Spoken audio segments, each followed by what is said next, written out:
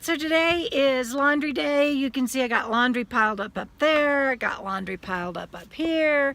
Gonna do linens and everything. It is always just a mess on laundry day. And it takes me forever. But it's so nice to get it done and have a clean home again. Here we go.